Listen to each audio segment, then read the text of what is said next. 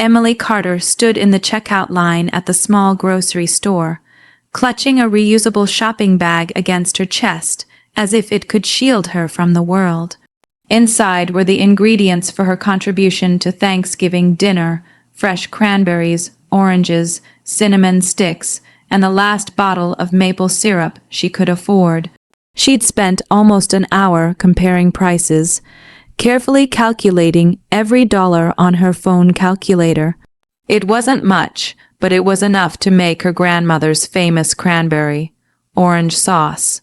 The recipe had been passed down for generations, and every Thanksgiving, Emily made it with care. She smiled faintly to herself as the cashier handed her the receipt. This year had been hard, harder than any she'd ever known. 8 months earlier, she had lost her marketing executive job when her company downsized. Since then, she'd burned through most of her savings while taking freelance gigs that barely covered rent for her tiny apartment. Her once polished wardrobe had been replaced by practical sweaters and thrift store coats. The polished heels and designer handbags she once carried were long gone, sold online to keep the lights on.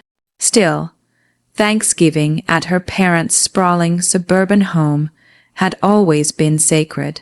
No matter how strained things became between them, it was the one day every year when Emily convinced herself her family might still see her as more than a disappointment. As she stepped outside into the cold November wind, her phone buzzed. Mom, calling Emily, smiled and answered immediately.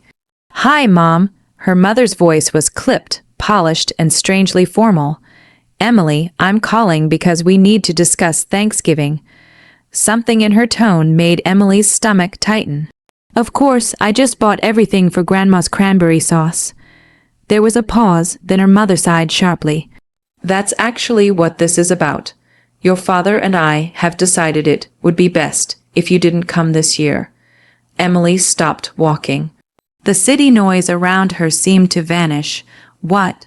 We're hosting the Harringtons this year." Her mother continued. "They're important business associates of your father's, and it's going to be a very elegant evening." Emily gripped her phone tighter. "I don't understand." Her mother's voice lowered, almost as if explaining something painfully obvious to a child. "Emily, sweetheart, your current situation is noticeable." The words hit harder than a slap. "What does that mean?" "It means," her mother said coolly, "showing up in those worn-out coats and discount store clothes would send the wrong impression." Emily's throat tightened. "Are you seriously uninviting me because of my clothes?" "It's not personal," her mother snapped. "Your father works hard to maintain certain standards. We can't have guests wondering why our daughter looks," she hesitated, "too poor." Emily felt heat rush to her face despite the freezing air. "Too poor," the phrase echoed in her mind like shattered glass. For a moment she couldn't speak, then came her father's voice faintly in the background. "Just tell her not to make this difficult." Her mother sighed dramatically.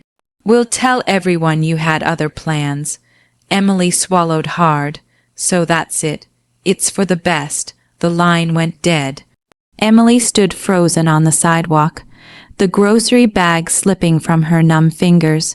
The bottle of maple syrup hit the pavement and cracked amber liquid, spreading across the concrete like spilled honey.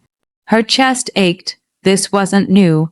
Her parents had always measured worth in appearances, achievements, and income. Her younger brother, Daniel, the successful lawyer, was their golden child. Her sister, Rebecca, married to a wealthy surgeon, was their pride. And Emily, she was the cautionary tale, the daughter who had fallen, but never, not even during her hardest years, had they excluded her from Thanksgiving. The walk back to her apartment felt endless. That night, she sat alone at her tiny kitchen table, staring at the ingredients spread before her. Her grandmother's recipe card rested beside them, the handwriting faded but familiar. Tears blurred her vision. For hours, she let herself grieve not just the invitation, but the illusion she had clung to for years, that one day her parents might love her without conditions. By midnight, the tears had stopped. Emily folded the recipe card carefully and slid it into the drawer. Then she looked at her reflection in the dark window. For the first time, she saw not failure, but survival. And somewhere deep inside, though she didn't know it yet, the first spark of change had already begun. Thanksgiving morning arrived cold and gray. Emily woke to the silence of her tiny apartment, the kind of silence that felt heavier on holidays. No laughter from the kitchen, no smell of roasting turkey drifting through the house, no clatter of serving dishes or her grandmother humming old Christmas songs while setting the table. Just stillness. For a few moments, she lay in bed, staring at the cracked ceiling above her, trying to ignore the ache in her chest. She knew exactly what was happening 40 minutes away at her parents' immaculate home. Her mother would be arranging centerpieces with perfect precision. Her father would be bragging to his wealthy guests about market investments and business ventures. Daniel would be discussing courtroom victories, and Rebecca would glide through the room in some expensive silk dress, smiling like life had never denied her a single thing. And if anyone asked where Emily was, they'd hear the lie. She had other plans. The thought made her stomach twist. Determined not to let herself break, Emily got out of bed and made coffee. She decided she wouldn't spend the day mourning people who had never truly valued her. Instead, she cooked the cranberry, orange sauce. As the familiar scent of cinnamon and citrus filled the apartment, memories of her grandmother softened the sting. Her grandmother had always believed in her. Success isn't what people see. She used to say, it's what survives when everything else is stripped away. Emily whispered the words aloud as she stirred the saucepan. By afternoon, she had settled on her couch with a blanket and an old movie playing softly in the background. That was when her laptop chimed, a new email notification. At first, she ignored it. Probably another rejection from a job application. But something made her open it. The sender's name stopped her cold. Silver Horizon Ventures. Her heart began pounding. 5 years earlier, when she'd landed her first major promotion, Emily had invested a modest amount, almost all her savings at the time, into a startup recommended by a college friend. The company had been small and risky, developing artificial intelligence software for logistics companies. Most people called it a foolish gamble. Her father had laughed outright, throwing money into fantasies, he'd said. After losing her job, Emily had almost forgotten the investment existed. Hands trembling, she opened the email. The first sentence stole her breath. We are pleased to inform our shareholders that Silver Horizon Ventures has finalized its acquisition by Nexa Core Technologies. Her eyes raced down the screen, then stopped at the payout amount. Emily read it once, twice, 3 times. It couldn't be real. Her original investment had multiplied beyond anything she could have imagined. After taxes, the transfer amount waiting in her account would be just over $3. $8 million. Her mouth fell open. The room spun. She stared at the screen, convinced she was misunderstanding. Then she logged into her investment portal.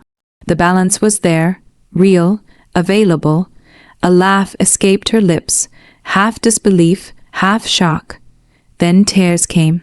Not the bitter tears of humiliation she'd cried 5 days earlier. These were something else, relief. Vindication, hope. For nearly an hour, she sat motionless, staring at the numbers. Her phone buzzed suddenly. A text from her cousin, Lisa. OMG, Emily, have you heard? Your dad lost everything in the Mercer collapse. Apparently, he invested huge after bragging it was guaranteed. People are saying your parents could lose the house. Emily blinked. Mercer Financial. Her father had spent months boasting about that investment, mocking anyone who questioned it. Another message followed, and apparently people found out about your Silver Horizon payout. Aunt Caroline is freaking out. Emily stared at her phone. As if summoned by fate itself, it began ringing. Mom calling, then another call. Dad calling and another. Rebecca calling. Emily let each one ring. Then she placed the phone face down on the table. For 5 days, not one of them had cared whether she was hurt, alone, or broken. Now, suddenly, they remembered she existed. Emily stood and walked to her apartment window, looking out at the city lights flickering against the darkening sky. For the first time in months, she smiled. The world had shifted, and this time she held the power. She didn't know exactly what she would do next, but she knew one thing with absolute certainty. The people who had called her too poor were about to learn exactly how expensive cruelty could be. The calls continued for 3 straight days. Voicemails piled up one after another, each growing more desperate than the last. At first, her mother's voice had been polished and sweet, almost artificial. "Emily, darling, we've been trying to reach you. We were just so worried after not hearing from you on Thanksgiving. Please call us." Then came her father's colder, sharper attempts. "This family deserves a conversation. Don't be childish." By the second day, the masks began slipping. "Emily," her mother's trembling voice said in one voicemail, "we know about the Silver Horizon acquisition. We're family. Families help each other." Emily deleted every message without responding. She spent those days quietly transforming her life. She paid off every debt she had, cleared her rent for the year, ordered herself a new laptop for freelance work, and booked an appointment with a financial advisor. She even donated to the job placement charity that had helped her survive after losing her position. Each decision felt steady and deliberate. For the first time in years, she wasn't surviving. She was choosing. On Sunday evening, as she sat reading on her couch, a hard knock rattled her apartment door. She froze. Another knock followed. Emily opened the door. Her mother. Emily set her book down carefully and walked to the door. When she opened it, both her parents stood in the hallway. They looked nothing like their usual composed, elegant selves. Her mother's perfect hair was hastily pinned back, her expensive coat wrinkled. Her father's face was drawn with stress, his tie loosened, his expression strained. For a moment none of them spoke, then her mother forced a trembling smile. "Oh, sweetheart." Before Emily could react, she stepped forward as if to hug her. Emily didn't move. The awkwardness hung heavily in the air. Her mother slowly lowered her arms. "We've been so worried about you," she said. Emily raised an eyebrow. Worried. Her father cleared his throat. "Can we come in?"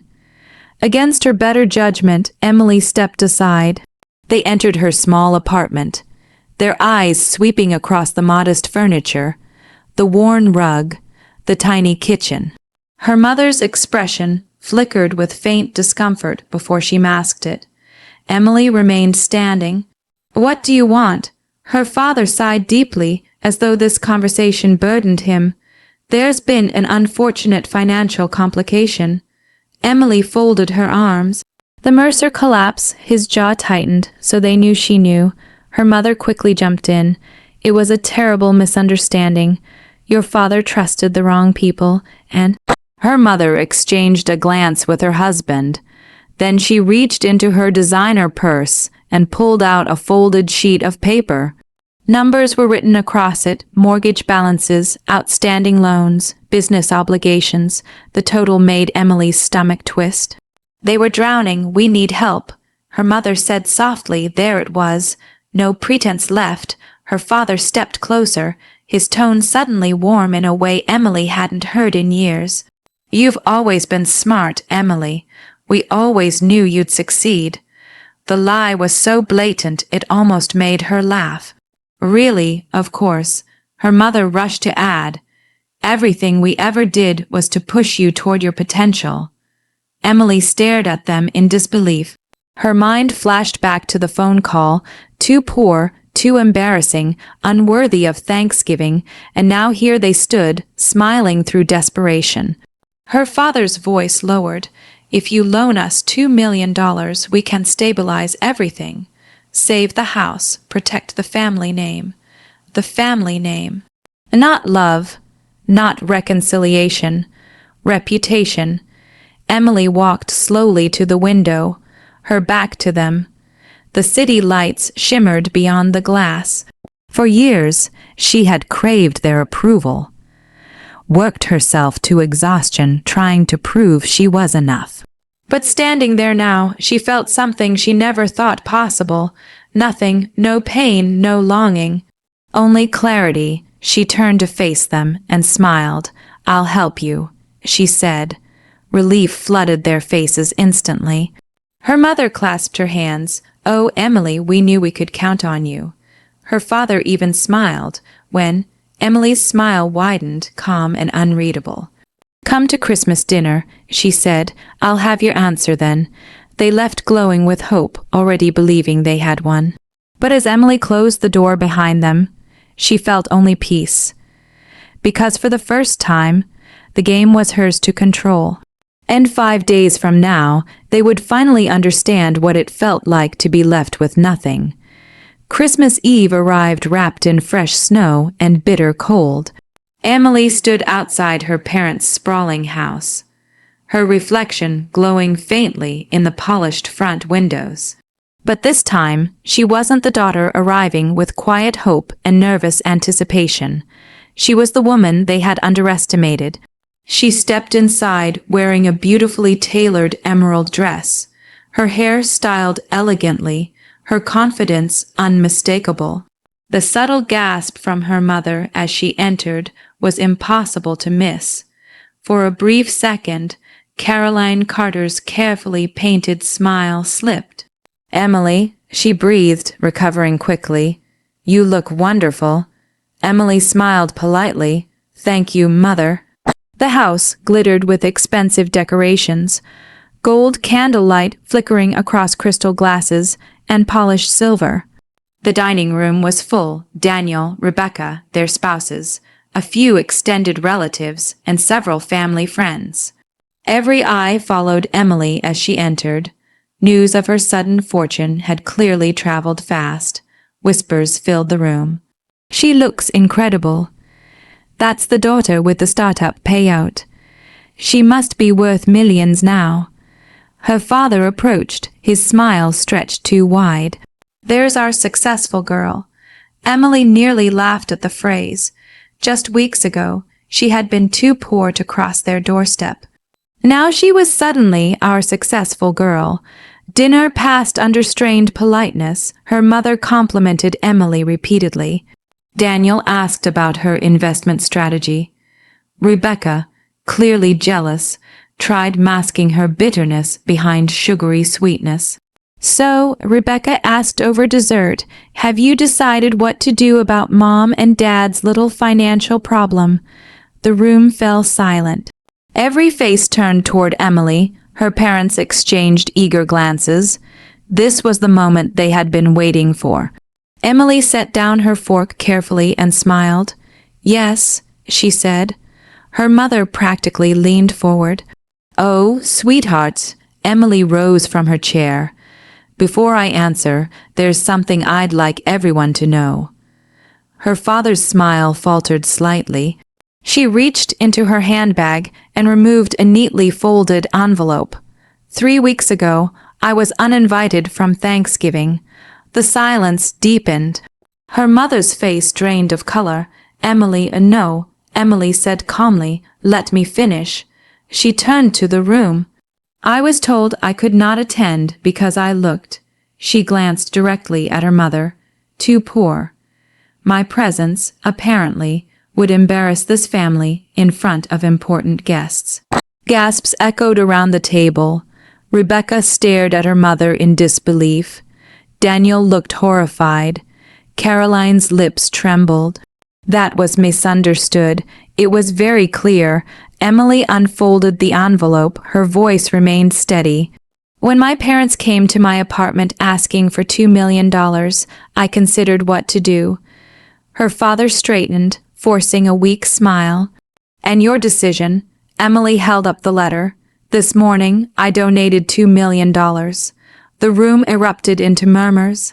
Her mother's eyes widened with relief. Oh, Emily, thank God. To the Haven House Foundation. The relief vanished instantly. Emily let the words settle. A homeless shelter and transitional housing program for families who have truly experienced poverty. Her father's face turned crimson. What? Emily continued. The donation was made in your names. The foundation is announcing it publicly tomorrow morning. Her mother looked as if she might faint. Emily smiled softly. I thought it was fitting. Since you care so much about appearances, now everyone will see your generosity. Emily, her father shouted, rising from his chair. How could you do this to us? She met his fury without flinching, the same way you did it to me. The room was frozen. Her mother's voice cracked, We're your family. Emily's expression hardened, No. Family doesn't discard people when they struggle. Family doesn't measure love by bank accounts. She looked around the table. For years, I believed if I worked harder, earned more, achieved enough, I'd finally be worthy of your respect. Her gaze returned to her parents. But being poor didn't make me small. Her voice sharpened. Your cruelty did that all by itself. She picked up her coat. If I was too poor for Thanksgiving, then you're too opportunistic for my success. Without another word, she walked to the door. Behind her came her mother's desperate sobs and her father calling her name. But Emily didn't look back. Outside, snow drifted softly under the streetlights. Her phone buzzed. A message from Haven House, thanking her for changing dozens of lives this Christmas. Emily smiled. For the first time in years, she felt light. She had not only reclaimed her dignity, she had turned their cruelty into hope for people who truly needed it. And as she walked into the snowy night, Emily knew this wasn't revenge born of bitterness. It was justice. And it was sweet.